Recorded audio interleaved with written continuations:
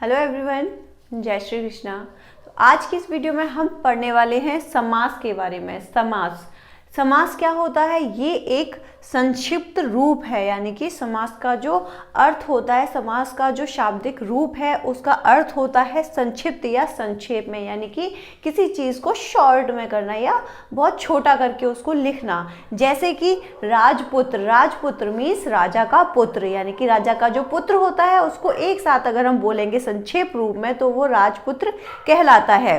अब जैसे माता की आज्ञा, यानी कि माता ने आपसे कुछ किसी काम के लिए कहा तो और माता की आज्ञा का पालन करते हैं जो, वो मात्राज्ञा हो गई, यानी कि माता के द्वारा दी गई कोई आज्ञा वो हो जाती है मात्राज्ञा। तो ये क्या है? मात्राज्ञा एक संक्षिप्त रूप हो गया, यानी कि एक तरह से आप इसे शॉर्ट बोल सकते हैं कि शॉर्ट में होता है।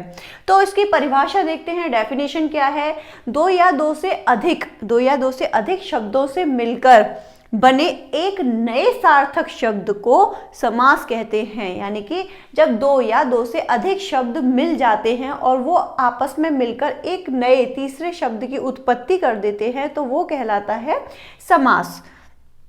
समास के भेद, इसकी एक ट्रिक है, इसके जो भेदों को याद करने की ट्रिक है। समास जो होते हैं वो 6 प्रकार के होते हैं: अव्ययी भाव समास, बहुब्रीहि समास, तत्पुरुष समास, कर्मधारय समास, द्वंद्व समास और द्विगु समास। इनके भेद को याद करने की ट्रिक है कि 6 प्रकार के हैं, ये हमें पता है, लेकिन उसमें हम देखेंगे इसकी जो ट्रिक है वो है अब तक दादा। अब तक दादा, यानी कि दादाजी क्या हैं? हमारी फैमिली में बड़े हैं, पापा के पापा हैं तो बड़े हैं, तो अब तक दादा, यानी कि अब तक दादाजी ने किया है जो कुछ भी किया है। तो अब तक दादा। आ से अव्यय, ब से बहुब्रीहि, ता से तत्पुरुष, क से कर्मधारय, दा से द्वंद्व और दा से द्विगु। ठीक है, द्वंद्व और द्विगु। तो अब इनके बारे में हम डिटेल में पढ़ेंगे कि आखिर कैसे होते हैं, क्योंकि ये जो समास है ये आपके एग्जाम के नज़रिए से आप देखेंगे तो बहुत ही इंपॉर्टेंट टॉपिक है। हर तरह के एग्जाम में, चाहे वो एसएससी जीडी हो या फिर आपका पुलिस से रिलेटेड कोई एग्जाम हो, हिंदी सभी में आती है और हिंदी में समास का 1 नंबर 2 नंबर का मार्क्स तो जरूर आएगा ही आएगा। चाहे वो टेट हो, आपका किसी भी स्टेट से रिलेटेड हो, कुछ भी एग्जाम हो, हिंदी तो सबका मेन टॉपिक है, हिंदी तो आता ही आता है सब्जेक्ट। तो समास उसका टॉपिक है। चलिए इसके बारे में डिटेल में पढ़ना स्टार्ट करते हैं, बने रहिए मेरे साथ वीडियो के अंत तक। ओके, तो सबसे पहले अब हम पढ़ेंगे अव्ययी भाव समास के बारे में। ओके, चलिए अब बात करते हैं अव्यय भाव समास के बारे में। अव्यय भाव समास, ये समास का पहला वाला समास है, फर्स्ट नंबर का है। 6 समास हमारे हैं, 6 समास के बारे में हम देख चुके हैं। ट्रिक हमने बनाई थी अब तक दादा के नाम से। तो अब तक में सबसे पहले आएगा अव्ययी भाव समास। अ से अव्यय। अव्ययी भाव समास होता है जिसमें पहला पद प्रधान होता है, यानी कि ये जो समास है इस समास का जो पहला पद होता है वो प्रधान होता है, और ये जो पहला पद होता है वो अव्यय हो तो वह अव्ययी भाव समास कहलाता है। इसे हम कैसे पहचान सकते हैं?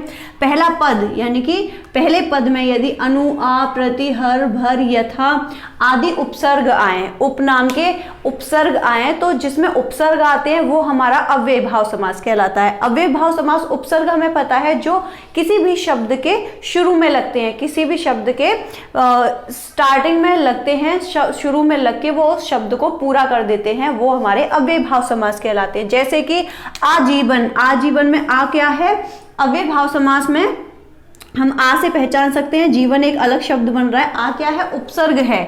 ऐसे ही अनु उपसर्ग है, प्रति उपसर्ग है, यथा उपसर्ग है और उपकार में उप उपसर्ग है।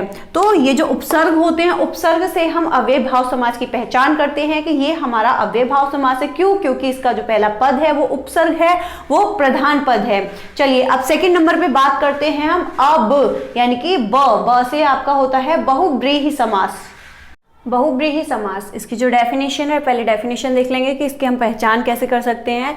दोनों पदों यानी कि प्रथम पद और द्वितीय पद, यानी कि पहला पद और दूसरा पद, दोनों पदों को मिलाकर जब तीसरा कोई पद बन रहा हो, यानी कि ये क्या करता है, जो बहुब्रीहि समास होता है इसमें दो पद होते हैं, वो दोनों ही पद जो होते हैं वो दोनों ही पद अप्रधान होते हैं ना, यानी कि ना तो पहला पद प्रधान होता है ना दूसरा पद प्रधान होता है, बल्कि उन दोनों पदों को मिला के किसी तीसरे शब्द का निर्माण हो रहा होता है, उसका जो अर्थ होता है वो कुछ तीसरा निकल रहा होता है। चलिए देखते हैं कैसे निकल रहा होता है। पहला व दूसरा पद अप्रधान होता है, ये इसकी पहचान है कि कोई भी पद प्रधान नहीं होता है। लंबोदर, लंबा है जिसका उदर, तो किसकी पहचान होती है शब्द से, गणेश जी की पहचान हो रही है कि लंबा है जिसका उदर, यानी कि गणेश जी। तो तीसरा एक निकल के आ रहा है शब्द, तीसरे शब्द का निर्माण हो रहा है यहाँ पे, लंबा है जिसका उदर गणेश जी। तो ये क्या है, हमारा बहुब्रीहि समास है, ना तो पहला पद प्रधान है ना दूसरा पद प्रधान है, इसने क्या किया, तीसरे पद का निर्माण कर दिया। ऐसे ही त्रिनेत्र, त्रिनेत्र किसके होते हैं, हम शंकर जी को बोलते हैं त्रिनेत्र क्योंकि उनके 3 नेत्र हैं। ऐसे ही दशानन, दश हैं जिसके आनन यानी कि रावण को बोला जाता है। पंचानन हो गया प्रधानमंत्री। तो हमारा जो तीसरा समास है वो है तत्पुरुष समास। तत्पुरुष समास में क्या होता है कि इसका जिस समास में उत्तर पद प्रधान होता है, यानी कि उत्तर पद जो होगा वो प्रधान होगा और दोनों पदों के बीच जो पूर्व पद और उत्तर पद होता है दोनों पदों के बीच में कोई एक कारक चिन्ह लुप्त हो रहा होगा। कारक चिन्ह कौन से होते हैं, जो आपके हिंदी में आपने पढ़े हुए, कर्ता ने कर्म को कर से, जो 8 होते हैं, हिंदी में कारक हमारे 8 होते हैं। तो इसमें यह कह रहा है कि जिसमें कोई कारक चिन्ह लुप्त हो यानी कि छुपा हुआ हो तो वह तत्पुरुष समास कहलाता है। तो इसके 6 भेद हैं, हमारे वैसे 8 होते हैं हिंदी में जो कारक होते हैं, लेकिन यहाँ पे हम 6 कारक के बारे में पढ़ेंगे। क्यों, क्योंकि तत्पुरुष में कर्ता एवं संबोधन कारक जो होता है आपका, कर्ता एवं संबोधन कारक, ये दोनों आप इसमें नहीं पढ़ोगे, ये तत्पुरुष समास में नहीं आता है।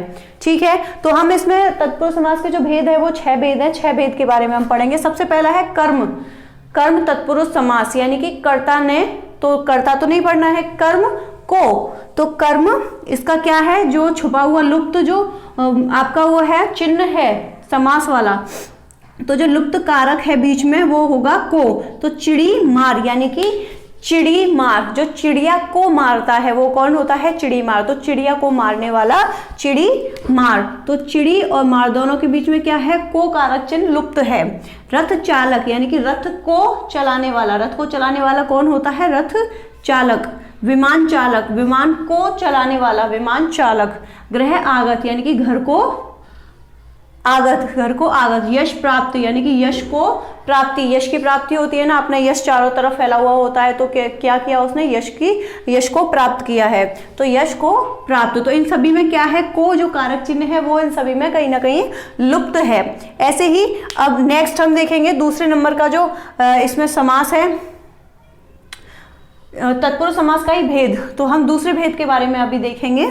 सेकंड है आपका करण तत्पुरुष समास, यानी कि करण क्या होता है, करण से, लेकिन करण क्या होता है इसमें आपके से 2 जगह पे आता है। एक तो अपादान से होता है, लेकिन जो अपादान से होता है वो है अलग होने के लिए किसी चीज में, और करण तत्पुरुष समास यानी कि करण जो है आपका कारक वो है से द्वारा, यानी कि किसी के द्वारा किसी कार्य को करना। जैसे कि मन चाहा, मन से किसी को चाहना, तो क्या हुआ, मन चाहा। तो इसमें क्या, कौन सा कारक लुप्त है, से। हस्त लिखित, यानी कि हाथ से लिखित। रेल यात्रा, रेल से यात्रा। बस यात्रा, बस से यात्रा, यही तो होता है, आप बस से ही तो यात्रा करते हो, रेल से यात्रा करते हो। ऐसा तो नहीं होता कि रेल में यात्रा कर रहे हैं, बस में यात्रा कर रहे हैं, से द्वारा की जाती है ना। फिर के होता है कि बस के लिए यात्रा कर रहे हैं या रेल के लिए यात्रा कर, ऐसा तो नहीं होता। हाथ के लिए लिख रहे हैं, ऐसा तो नहीं होता, हाथ से लिखना ही होता है। तो ये हो गया आपका सेकंड। थर्ड है आपका संप्रदान, कर्ता ने कर्म को कर्ण से संप्रदान के लिए, यानी कि किसी के लिए कुछ करना। तो गौशाला, यानी कि गायों के लिए जो रहने का स्थान होता है वो होती है गौशाला। तो गाय के लिए शाला, तो गौशाला। यहाँ पे क्या, कौन सा कारक लुप्त है, के लिए, यानी कि संप्रदान। प्रयोगशाला, यानी कि प्रयोग के लिए शाला, जो लाइब्रेरी होती है। देशभक्ति, यानी कि देश के लिए भक्ति, जो देश प्रेमी भी होता है एक तरह से, और देशभक्ति। स्नान गृह, यानी कि नहाने का जो घर होता है, स्नान गृह यानी कि नहाने के लिए गृह। तो ये 3 हुए आपके। चौथा है आपका अपादान तत्पुरुष। ठीक है, तो हमने पहले देखा था पहले भी मैंने आपको बता दिया एक में, जहां पे हमने देखा था करण से, वहां भी तो करण से था ना, कर्ता ने कर्म को करण से, तो वहां पे जो से था वो के द्वारा के लिए था, के से द्वारा यानी कि उसके द्वारा कुछ कार्य हो रहा था। लेकिन यहाँ पे जो अपादान तत्पुरुष है, अपादान जो कारक होता है, उसका मीन्स होता है से, यानी कि किसी चीज से अलग होने का जो भाव होता है वो होता है अपादान तत्पुरुष समास में। ठीक है, अपादान तत्पुरुष समास। अब ये जो अपादान कारक होता है, इसका एक बड़ा अच्छा सा एग्जाम्पल होता है पेड़ से पत्ते का गिरना, यानी कि किसी भी चीज का अलग होना। तो पेड़ से क्या हुआ, पत्ता अलग हो गया, तो ये अलग होने वाला अलग होने वाला जो भाव होता है ये अपादान तत्पुरुष समास में होता है। इसमें क्या होता है, कार्य मुक्त, यानी कि कार्य से मुक्त, कार्य से फ्री हो जाना, काम से फ्री हो जाना। देश निकाला, यानी कि देश से निकाला, ये एक तरह की सजा होती है जब कोई ज्यादा सीरियस, कोई किसी के द्वारा कोई ज्यादा सीरियस मतलब कुछ कर दिया जाता है, क्राइम कर दिया जाता है, तो देश निकाला हो जाता था। पहले काफी होता था ये, अब तो इतना नहीं होता। तो देश से निकाला यानी कि देश से उसको निकाल दिया गया। रोग मुक्त, यानी कि वो बीमार था, अब वो ठीक हो चुका है, यानी कि उस रोग से उसको मुक्ति मिल चुकी है, अब वो उससे अलग हो गया। धनहीन, यानी कि धन का ना रहना, धन से अलग हो जाना, यानी कि वो व्यक्ति कैसा है, धनहीन है, उसके पास धन नहीं है, धन से मुक्त है, तो धनहीन, धन से हीन। पांचवा है आपका संबंध तत्पुरुष। संबंध तत्पुरुष में क्या होता है, संबंध जो कारक है वो का, की, के, रा, री, रे ये होता है। तो ये क्या करता है, संबंध बताता है, किसी का किसी से संबंध बताता है। जैसे कि राज आज्ञा, यानी कि राजा की आज्ञा, राजा की द्वारा आज्ञा दी गई, राजा के द्वारा आज्ञा दी गई थी, जिस आज्ञा का पालन किया गया, तो राजा के द्वारा जो आज्ञा दी गई उसका पालन किया गया, राज आज्ञा यानी राजा के द्वारा दी गई आज्ञा। पित्राज्ञा यानी कि पिता की आज्ञा। राजपुत्र यानी कि राजा का पुत्र। राजरानी, राजा की रानी। ठीक है, इस तरीके से ये क्या करता है, संबंध बताता है। दो चीजों के बीच में क्या करता है, दो व्यक्तियों के बीच में ये संबंध कारक, जैसे कि उसका नाम भी है संबंध, तो ये क्या बताता है, संबंध बताता है, काकी के रा, री, रे के रूप में। छठवा है आपका अधिकरण तत्पुरुष समास। अधिकरण तत्पुरुष समास, अधिकरण क्या होता है, मैं, पे, पर। ये क्या करता है, मैं यानी कि किसी में कुछ होना, पे किसी पे आ जाना, पर किसी पर कुछ हुआ। जैसे कि उदाहरण हम ले लेते हैं, पर का उदाहरण ले लेते हैं, जैसे कि आप बीती, आप बीती यानी कि अपने पर बीती, आप पर बीती, अपने पर बीती। इस तरीके से ये अधिकरण तत्पुरुष हो गया। ये 6 भेद हैं आपके तत्पुरुष समास के। यहाँ पे आपका तत्पुरुष समास कंप्लीट हुआ। 6 भेद थे, 6 भेद को हमने कर लिया। सभी में क्या होता है, कारक होता है। कारक हमें याद भी है, कर्ता ने कर्म को कर्ण से संप्रदान के लिए, अपादान से अलग होने में, संबंध काकी के रारी रे, अधिकरण में, पेपर, इस तरीके से। लेकिन इसमें क्या होता है, हिंदी के हमारे जो कारक हैं वो 8 हैं, जबकि समास में जब हम कारक पढ़ेंगे तत्पुरुष समास में तो वो कारक हमारे 6 हैं, जिसमें कि कर्ता और संबोधन को नहीं लिया जाता है। ठीक है, अब बढ़ते हैं अगले समास की तरफ। चौथा है आपका कर्मधारय समास। कर्मधारय समास की डेफिनेशन है, जिस समास का उत्तर पद यानी कि जिस समास का उत्तर पद प्रधान हो, यानी कि उत्तर पद क्या है, प्रधान है, और जो पूर्व पद है उसमें और उत्तर पद दोनों ही में, इसका जो उत्तर पद होता है वो तो प्रधान होता है, लेकिन जो पूर्व पद होता है उत्तर पद होता है, दोनों में ही विशेषण या विशेष से अथवा उसमें उपमेय या उपमान होगा, यानी कि तुलना हो रही होगी। उपमेय और उपमान का संबंध स्थापित किया जाएगा, यानी कि तुलनात्मक नजरिया होगा जो आपका शब्द दिया होगा, तो वह कर्मधारय समास कहलाएगा। देखते हैं कैसे, जैसे कि चरण कमल, चरण तो है लेकिन वो चरण कैसे हैं, वो कमल के समान है, यानी कि उनकी क्या की जा रही है, तुलना की जा रही है। चरण कमल बंदऊ हरराई, इस तरह से आती है ना आपकी पंक्तियां, उनमें समास आपको पहचानना होता है, समास छुपा हुआ होता है, तो कौन सा समास है इस तरह से पहचानेंगे। तो चरण कमल यानी कि चरण है किसके समान, चरण की वो तुलना कर रहा है कि इसके जो चरण है वो कमल के समान है, यानी कि क्या हो रहा है, कंपैरिजन हो रहा है। इसमें क्या होता है, कर्मधारय समास में आपका कंपैरिजन होता है, और जो उत्तर पद या पूर्व पद होता है उसमें एक विशेष या विशेषण जरूर होता है। तो महात्मा यानी कि महान आत्मा, महात्मा महान है जो आत्मा, उसकी तुलना की जा रही है। महात्मा जो है वो कैसा है, वो महान आत्मा है। मंद बुद्धि यानी कि कम बुद्धि वाला, मंद बुद्धि। सद्भावना यानी कि अच्छी भावना के साथ, सद्भावना। अधमरा, आधा मरा हुआ हो गया, वो तो मतलब आधा मूर्छित हो गया, आधा मरा हुआ, यानी कि उसको कंपेयर किया जा रहा है किसके साथ में, कि वो मरा नहीं है, उसकी कंपैरिजन किया जा रहा है कि वो अधमरा हो गया है, मरने जैसे कि कंडीशन में आ गया है, तो उसकी कंपैरिजन की जा रही है, मरने जैसा है लेकिन आधा मरा हुआ है, तो उसकी तुलना की जा रही है मरे हुए व्यक्ति के समान।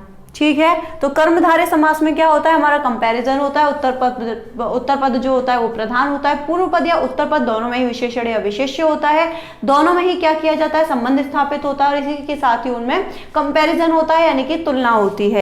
तो आपका जो पांचवा समास है वो है द्विगु समास। द्विगु समास, इसको पहचानने का तरीका सबसे आसान है और ये सबसे इजी समास है। क्यों? क्योंकि इसका जो पहला पद होता है वो आपका संख्यावाचक होता है, यानी कि उसमें संख्या होती है, पहले ही पद में आपको संख्या दिखाई देती है। और क्या होता है, विशेषण होता है, संख्यावाचक विशेषण होता है, और उत्तर पद जो होता है वो प्रधान हो तो वह द्विगु समास कहलाता है। कैसे? संख्यावाचक यानी कि जो पहला पद होगा वो आपको संख्या होगी कोई भी, जैसे चौ यानी कि 4, 2 यानी कि 2, सप्त यानी कि 7, त्रि मतलब 3, चौ मतलब 4, 6 मतलब जो 6 होता है 6, इस तरह से। लेकिन इसमें क्या करना होता है, इसका जो उत्तर पद है वो प्रधान होगा, जैसे कि चौराहा, 4 राह, दोपहर, दोपहर, सप्तऋषि, 7 ऋषि, जो आपके स्टार्स होते हैं 7, त्रिफला यानी कि 3 फल, वो चूर्ण भी होता है एक त्रिफला, तो 3 में आ गया। चौपाल यानी कि 4, छमाही यानी कि जो आपका 6 मंथ होता है। ठीक है, तो इसमें क्या है, ये सबसे इजी तो है, लेकिन इसमें कंफ्यूजन क्रिएट कहाँ होती है, कंफ्यूजन क्रिएट इसकी वहां होती है जब आपको ऐसे दो शब्द, आपको शब्द दे दिया गया लेकिन उसमें द्विगु समास है, आप सोचेंगे संख्यावाचक है, जल्दी से द्विगु समास लगा देते हैं। लेकिन अब मान लीजिए आपको वहां पे ऑप्शन में दिया गया है त्रिनेत्र। ठीक है, त्रिनेत्र, आपको लगेगा कि त्रिनेत्र, आप जल्दी से सोचेंगे कि चलिए ये तो त्रि है यानी कि 3 हो गया, 3 जो होता है वो संख्यावाचक होता है, तो ये संख्यावाचक किस में आता है, हमारा द्विगु समास में आता है, तो संख्यावाचक है तो ये त्रिनेत्र क्या हो गया, आप उसमें द्विगु लगाकर आ जाएंगे। लेकिन वही क्या होगा, वो जो आपका ऑप्शन होगा वो रॉन्ग हो जाएगा, क्योंकि त्रिनेत्र आपने अभी मैंने आपको पढ़ाया था, एक समास था हमारा बहुब्रीहि समास, उसमें क्या था कि वो 2 पदों को मिला के एक तीसरे नए शब्द का निर्माण कर देता है। उसमें था आपका त्रिनेत्र, यानी कि जिसके 3 हैं नेत्र, वो कौन थे, शिव जी थे, आपके भोलेनाथ थे। तो इसका क्या है, एक दूसरा शब्द है, कोई नया शब्द है, उस नए शब्द का निर्माण हो रहा है, इसलिए ये आपका द्विगु में नहीं आएगा। क्यों? क्योंकि जो द्विगु के होते हैं ये अपने में ही शब्द होते हैं, इनसे किसी नए शब्द का निर्माण नहीं हो रहा है। और जो फर्स्ट आपका जो पहला पद होगा वो संख्यावाचक होगा, जैसे चौराहा यानी कि 4 राह, इससे कुछ और नया शब्द तो आप नहीं बना सकते हैं कि नए शब्द का निर्माण हो रहा है, जिससे कि कहीं ऐसा ना हो कि ये आपका क्या हो जाए, बहुब्रीहि समास हो जाए। तो ये आपको इस चीज का ध्यान रखना है अच्छे से। सप्तऋषि, अब ये 7 ऋषि हैं, ये कोई नए किसी चीज का तो निर्माण नहीं कर रहे हैं। दोपहर, ये भी कुछ नई चीज का निर्माण नहीं कर रहा है। चौपाल, छमाही, ऐसे ये क्या है, अपने आप में ही संख्यावाचक विशेषण हैं और ये अपने आप में ही प्रधान है, ये किसी इनसे कोई तीसरा अर्थ नहीं निकलता है, ये नए शब्द का निर्माण नहीं करते हैं। तो आपको द्विगु समास और बहुब्रीहि समास को अच्छे से पढ़ना, उनमें कंफ्यूज नहीं होना है। द्विगु समास जिसका पद संख्यावाचक होता है, पहला पद और उत्तर पद जिसमें प्रधान होता है, वो आपका द्विगु समास कहलाता है। ठीक है, अब आपका लास्ट समास द्वंद्व समास की तरफ चलते हैं। द्वंद्व समास थोड़ा सा लेंदी हो जाएगा, उसमें भी भेद हैं। जैसे हमने तत्पुरुष समास में 6 भेद पढ़े कि तत्पुरुष समास के 6 भेद थे। क्यों? क्योंकि उसमें कारक चिन्ह होता है जो कि लुप्त होता है, उसके 6 भेद थे, 6 कारक के बारे में हमने उसमें पढ़ा। ऐसे ही अब हम पढ़ेंगे नेक्स्ट द्वंद्व समास के बारे में। द्वंद्व समास क्या होता है आपका, द्वंद्व समास में वैसे तो वो बहुत इजी है, उसमें आपका क्या होता है, चिन्ह होते हैं। ठीक है, योजक चिन्ह होगा, और होगा, तथा होगा, इस तरीके से होते हैं। लेकिन उसके 3 भेद हैं, उन भेदों के साथ में हम अच्छे से द्वंद्व समास को पढ़ेंगे, जिससे कि आपको समझने में आसानी रहे। इसको हम इसलिए और पढ़ेंगे इस तरह से, क्यों? क्योंकि ये बहुत ही इंपॉर्टेंट है। इसमें अभी आपका एग्जाम हुआ था यूपीएसआई वाला, दरोगा वाला, तो उसमें क्या था, इसमें से क्वेश्चंस आए थे, लेकिन द्वंद्व समास वैसे तो पहचानना बड़ा इजी है।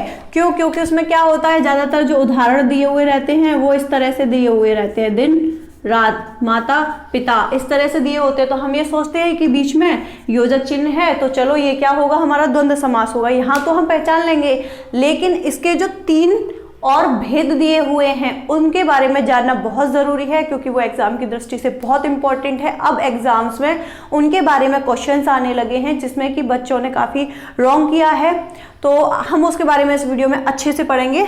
स्टार्ट करते हैं।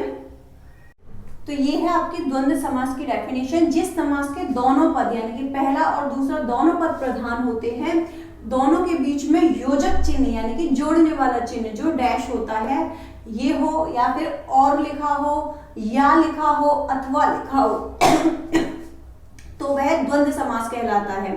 जैसे कि उदाहरण हमने लिया है, नर नारी, दाल भात, माता पिता, दिन रात। ठीक है, ये हमने उदाहरण ले लिए। अब ये उदाहरण भी क्या है, इसमें इनके भेद पे डिपेंड करते हैं कि किस भेद में कौन सा एग्जाम्पल है। तो वो जो 3 भेद है उन 3 भेद के बारे में हम पढ़ेंगे। अलग अलग है सारी चीजें। ठीक है, पहले इसकी ट्रिक देख लेते हैं। ट्रिक हमने जैसे डेफिनेशन में देखी ली कि इसमें क्या होते हैं, डैश होगा, या लिखा होगा, और लिखा होगा, या अथवा लिखा होगा दोनों पदों के बीच में, तो ये क्या होता है, आपका द्वंद्व समास होगा। नोट करने वाली जो चीज है वो ये है कि इसमें जो ये शब्द होते हैं ये अपोजिट भी होते हैं, यानी कि विपरीत शब्द भी होते हैं। तो अब हम भेद देखते हैं कि ये 3 भेद कौन से हैं।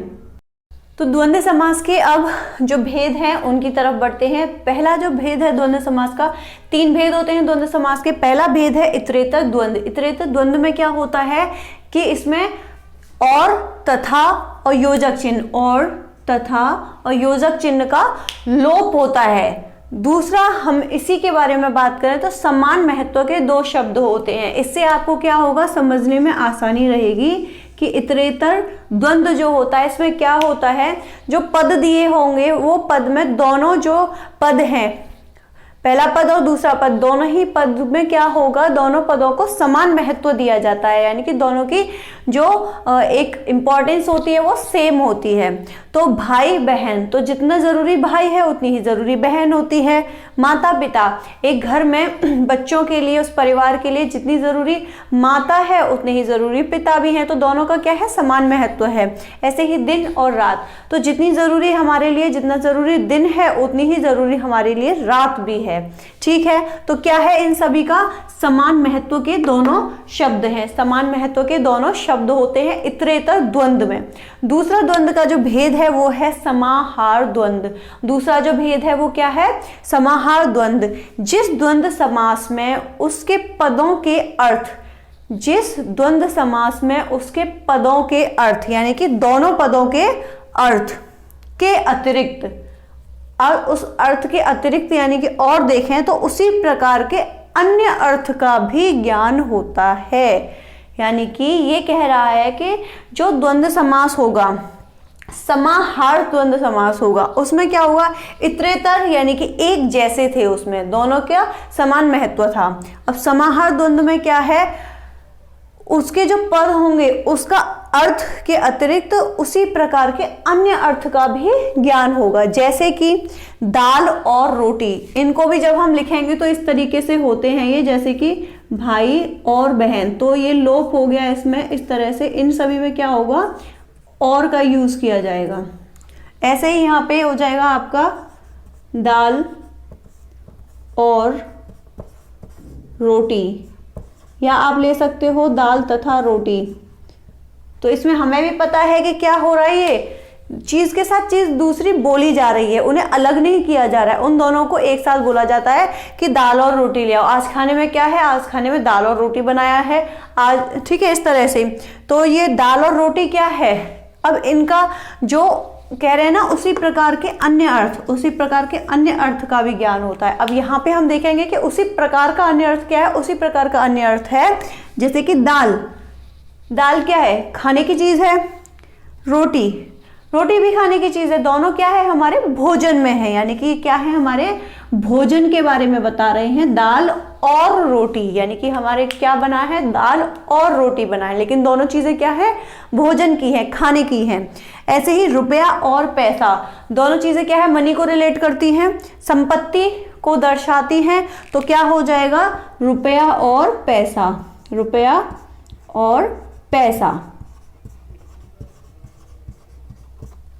नाक और कान, नाक और कान क्या है, ये हमारे शरीर के अंग हैं, क्या है ये हमारे शरीर के अंग हैं, नाक और कान, इस तरह से होते हैं ये, ठीक है। इसमें क्या होता है, उसी प्रकार का दूसरा अर्थ होता है, यानी दोनों पदों का जो अर्थ होगा वो एक ही चीज में मिले हुए होंगे, एक ही चीज में होंगे।